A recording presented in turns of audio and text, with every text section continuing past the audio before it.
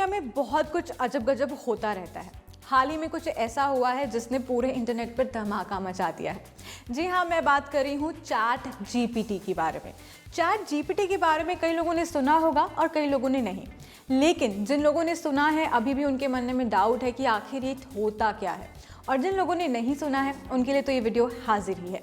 नमस्कार दोस्तों, मेरा नाम है शिप्रा और आप देख रहे हैं CNBC आवाज़। और आज हम बात करने वाले हैं चैट जीपीटी के बारे में। मैं एक स्टोरी से शुरू करती हूँ, तब आपको शायद ज़्यादा अच्छा लगेगा। आपको याद है जब भी आपको कोई असाइनमेंट मिलता था बचपन में, कहा जाता था कि एक ऐसे लिख दो या पैराग्राफ लिख दो या कोई स्टोरी लिख कर लेके आओ या कोई पोएम लिख के लेके आओ, तो आप सोचते थे क्यों ना गूगल सर्च किया जाए। जब हम गूगल सर्च करते थे तो क्या होता था कि इतने सारे रिजल्ट्स आते थे कि इंसान का दिमाग ऐसे क्लटर हो जाता था कि आखिर ये क्या है, इतने सारे रिजल्ट्स। और इस बीच में क्या होता था कि हम असली आंसर हमेशा भूल जाते थे, यानी कि हमें फिल्टर्ड रिजल्ट्स मिलते ही नहीं थे और एक मशीनरी आंसर आ जाता था जो हमें हमेशा परेशान करता था और हमें लगता था कि अब तो हमें खुद से लिखना पड़ेगा। लेकिन अब ओपन AI ने नवंबर 2022 में एक ऐसा ओपन चैटबॉट लॉन्च किया है जो आपको ह्यूमन लाइक टेस्ट में सारे आंसर्स प्रोवाइड करता है जो भी आप उससे कहते हैं। आइए हम आपको बताते हैं कि आप चैट जीपीटी पे कैसे लॉगिन कर सकते हैं। सबसे पहले आपको चैट जीपीटी गूगल पर सर्च करना है। जैसे ही आप सर्च करेंगे जो फर्स्ट लिंक आएगा आप उस पर क्लिक करेंगे। जैसे आप उसे क्लिक करते हैं तो वहाँ पे ट्राई मी करके ऑप्शन आता है या ट्राई जीपीटी करके ऑप्शन आता है, आप उस पर क्लिक करेंगे। उसके बाद वो आपका जीमेल आईडी मांगेगा। अब यहाँ पर एक ट्रिक आती है, अगर आपका जीमेल आईडी आपने किसी और ने पहले इस्तेमाल किया हुआ है तो प्लीज़ आप उसे यूज़ ना करें।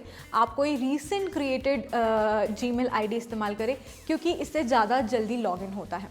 उसके बाद लॉगिन करने के बाद आपको आपके जीमेल पे एक वेरिफिकेशन कोड आता है, वहाँ से आपको चैट जीपीटी को वेरीफाई करना होता है। जैसे आप चैट जीपीटी का पहला स्क्रीन खोलते हैं वहाँ पे कुछ इन्फॉर्मेशन आता है, टर्म्स एंड कंडीशंस आती हैं जिसमें एक स्पेसिफिकली बात लिखी होती है कि कोई भी सेंसिटिव इन्फॉर्मेशन शेयर ना करें। उसके बाद जैसे आप उसे टिक करते हैं उसके एक AI का पूरा वो एक चैट बॉक्स सा आ जाता है जिस पे आप अपना कोई भी क्वेश्चन लिख सकते हैं। तो यहाँ पर आपको सारे आर्टिकल्स वगैरह सब, आपको जिस तरह भी वैरायटी ऑफ चीज़ें चाहिए वो सब आप पूछ सकते हैं, बात कर सकते हैं एक कंप्यूटर से चैट के फॉर्म में। और इनके राइटिंग स्किल्स बहुत ज़्यादा बढ़िया हैं। प्लेजरिज्म की प्रॉब्लम है लेकिन राइटिंग बहुत ज़्यादा अच्छी है।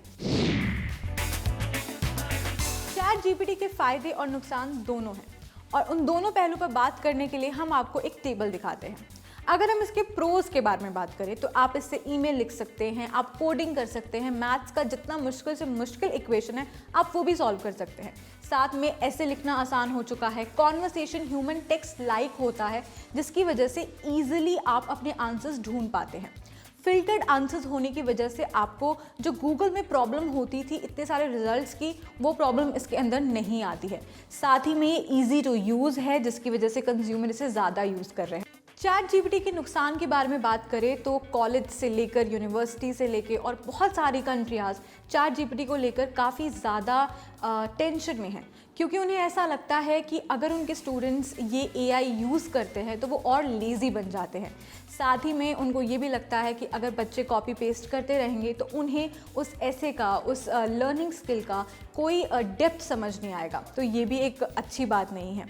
साथ ही में इसकी कोडिंग, मैथ इक्वेशंस, वो सारी चीज़ें आप खुद से नहीं सीखेंगे, आपको AI खुद करके दे देगा।